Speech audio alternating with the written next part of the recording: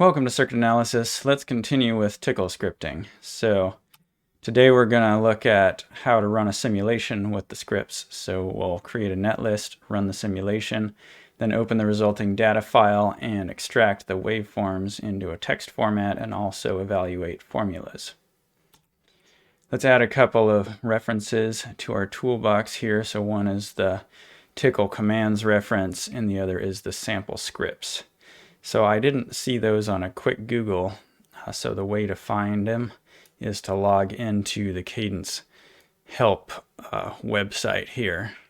So this is support.cadence.com. So I'll just paste in this commands reference one first. So let's see here, PSPICE TCL commands reference. Then they have this little view print PDF button. Then just Control S and save that to your hard drive. And here is the sample scripts. This one has a bunch of sample scripts of running different types of simulations. Now here's Capture. I've just got one of the previous simulations open here, and we're just going to clear the screen with CLS. And a quick note here about the TCL scripts that are built in to these tools. So if you look in the installation directory, you can go Cadence SPB 17.4 Tools Capture TCL scripts. And this is all of the TCL scripts that are starting with the capture program. So these are good. If you look in these folders, there's different files that you can use as examples for doing different things. And one folder to note is this auto load folder. So when you saw all the files that start with capture that I just cleared, that's all of these files. So that's another thing, is if you want something to start with the program, like a custom plugin, what you do is you initialize it with a file added to this folder, because it automatically loads everything in here when it starts.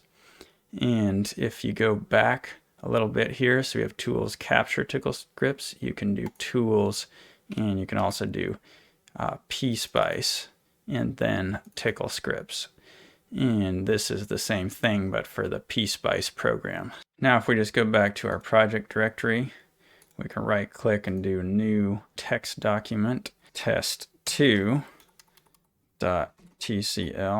So the first thing we need to define to run the simulation is our circuit file.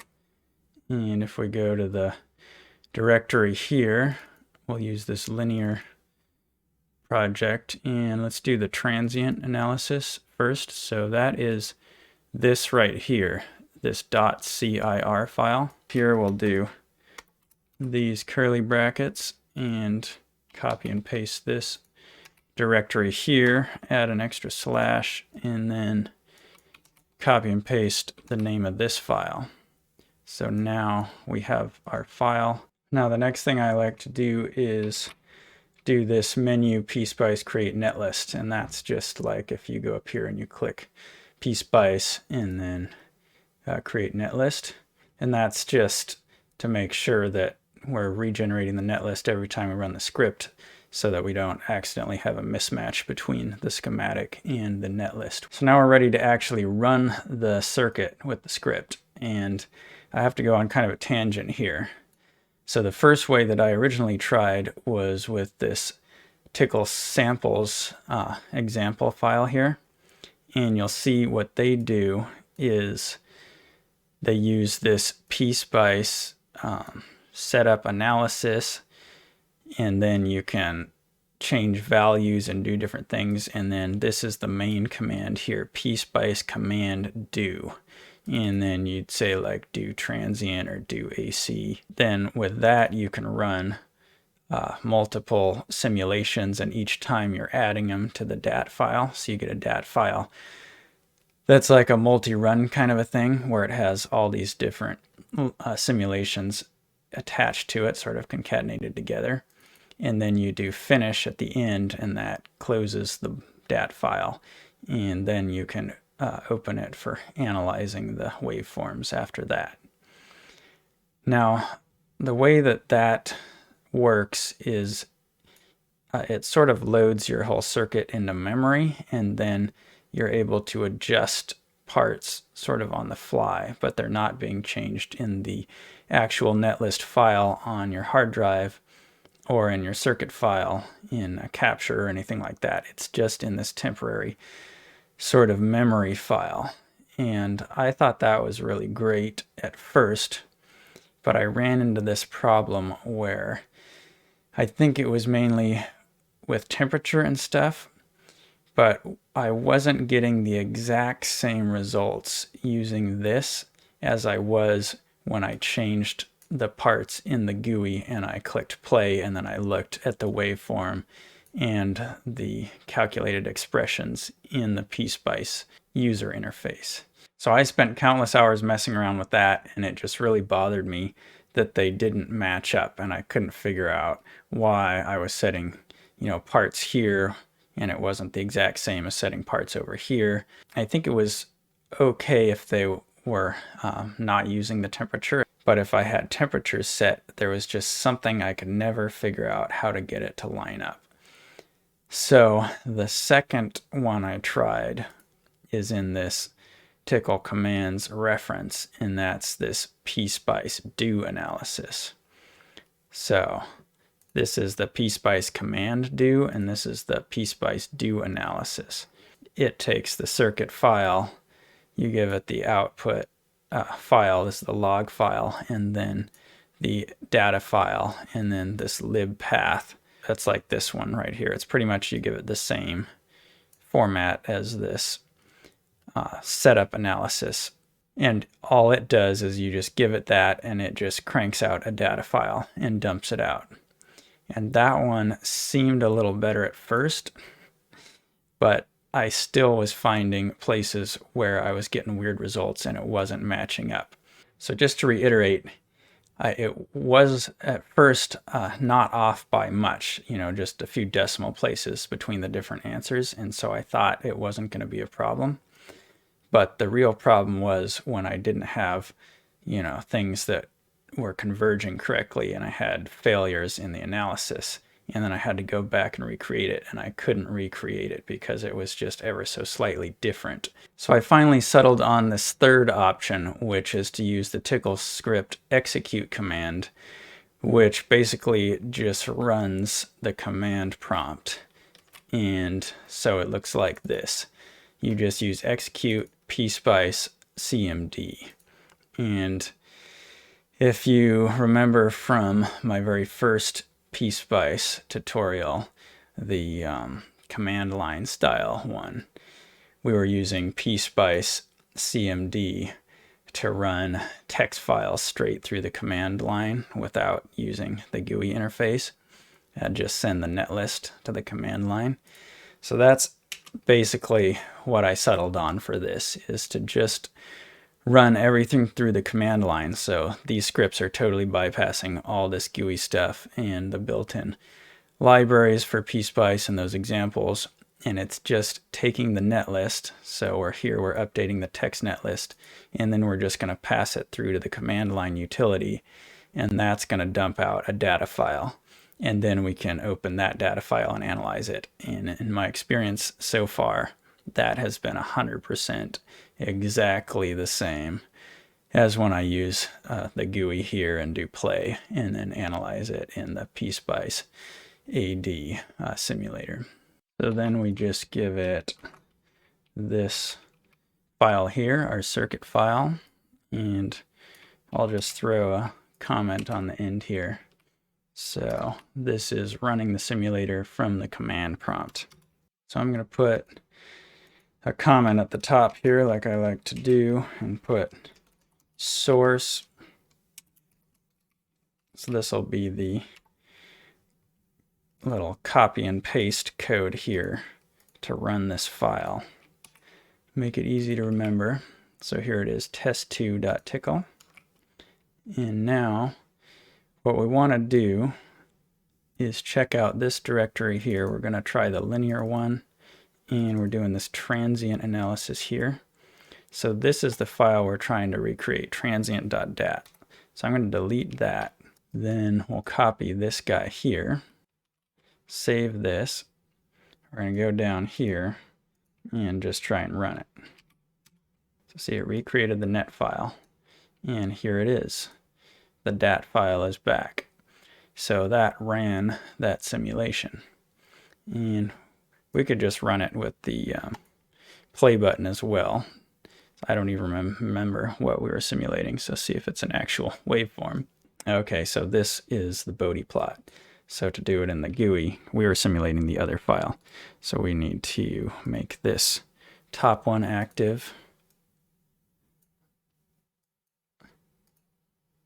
And, okay, yeah. So we were just simulating this sort of steady state flat line. So what we can do is run the script again to regenerate that file. And then we can go in here, we can close both of these and open this transient file that we just created. If we want to look at that, we can look at maybe insert V out, and you can see that's basically what we had before. It's around 77.5 volts. So the first thing we need is to get a path to the DAT file. I'm just going to copy this and we'll just rename it here data file. We'll go back into this folder here. This is the data file we were looking for. So I'll copy this path and replace it right here. And then it's transient.dat. So we're just going to change this from CIR to DAT. So let's evaluate an expression first, and then we'll look into getting the data file printed out as a text CSV. So to evaluate the expression, first we need to make this expression evaluating object here, I guess. So we do or expression eval object file, and then we do object file load file, and this is where we load our data file. You can see in this documentation they have a section about the evaluate function here, and you give it the expression, start block, the end block, like this. So the expressions that we're talking about are the ones that are built in here. If you go into the PSPICE AD and view measurement results, let's see, what do we have here? Let's do one here where we're just getting the Y at the last X. Get rid of all this stuff. We'll just put V out. So we can see this one is getting 77.5. That's just the value right here at the last point of this V out waveform. So I'm going to copy that, and that will be what we'll use in here. So I'm just going to paste it in right here for now. Object file evaluate, we'll put this expression right here. And it actually doesn't need any quotes or brackets or anything because it doesn't have any spaces in it. So we can just leave it just like that. And then we're going to put a 0 right here because we're going to start with block 0. And what the blocks are is that is which waveform you're looking at in the DAT file. So if you were to use the other method of simulating where you stack multiple waveforms and you're doing everything sort of in memory on top of each other, then you could potentially get a bunch of different blocks, and you'd be able to select which blocks you wanted to look at. And also, if you're just doing the regular GUI and you did like a Monte Carlo analysis or a parametric sweep, that would create a DAT file that had several blocks in it. So if you wanted to analyze one of those, you'd have to load which block you wanted to look at. Anyway, pretty much all we want to do with this is print it out. So we're going to do puts, and then we'll put the brackets around here. So it's going to do a subcalculation on this, pass it to puts, and then output it onto our screen. And we could even put something like, result, like this, some quotes around it.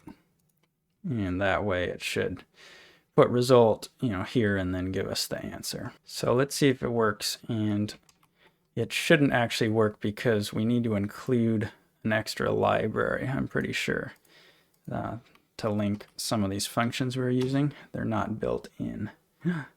Wow. It worked. Okay. So maybe they are built in. Anyway, some of the functions that they have built in, you'll have to add this line right here to load this library, this DLL, to run them. And I don't know, that also might be a difference between 17.2 and 17.4. So if you have trouble, you could try adding this or not adding this. But it looks like it ran and it did our simulation and evaluated the expression.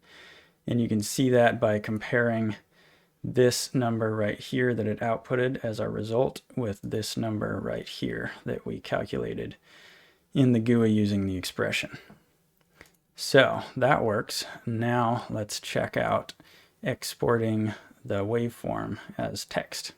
Okay, so to extract the individual data points out of the file, we want to use this OrPIO object here. So we're redefining this object. Let's just put an X on the end of it so it's clear. This is a different one here than this one up here. So now the first thing we can do is check out which signals are available in this file. We can do that with this object file. Let's see, so this is X, and get data names for block 0. And we'll put here signal names. So we'll save it and run it. Oh, so it didn't find anything. So I think we forgot to load the file. So let's do here load file. In this one we need the X version. So we're loading that data file. And let's also put in here, we want to look at the number of blocks. And that should be available with this number of blocks command here. Oh, I got to put the X on this one. All right. Let's see how that works. Hey, we're in business. So you can see here we have one block, which makes sense because we just ran one simulation. And here's the signal names. The first one is always either time or frequency. So this is time domain. And then you can see all the signals here are just basic signals, either V or I, and no fancy expressions or anything. You can only do voltages or currents. So now to get a waveform, I'm going to use this command, object file X get, and we'll just put here V out so we can get the output waveform, and we'll do puts output wave, and we got to remember to put these brackets around it. Now let's run that and see what we get. So this is pretty cool. You can see it's just this output waveform, just a whole bunch of text numbers going off over here. And so the other thing we need to get is the time waveform. We can go here and copy above that output time, and then we just put in here instead of this time. We can get both of these together now.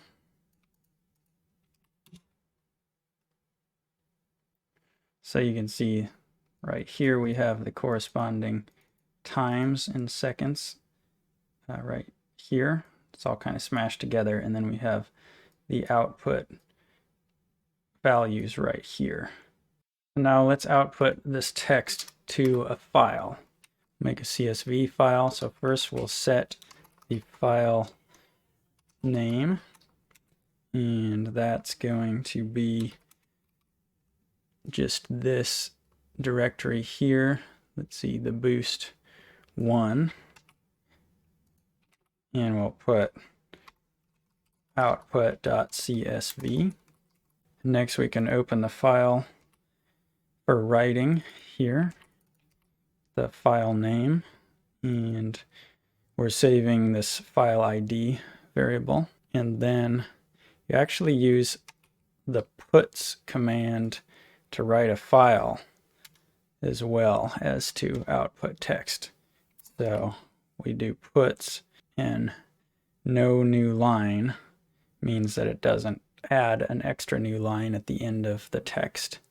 And we're giving it the file ID, and then here we'll give it our data. So instead of outputting these guys here, I'll do control question mark to comment that out, and we're just gonna do set data, and here we'll have this time first, and then we can just put in here /n for new line, and then the second one here next.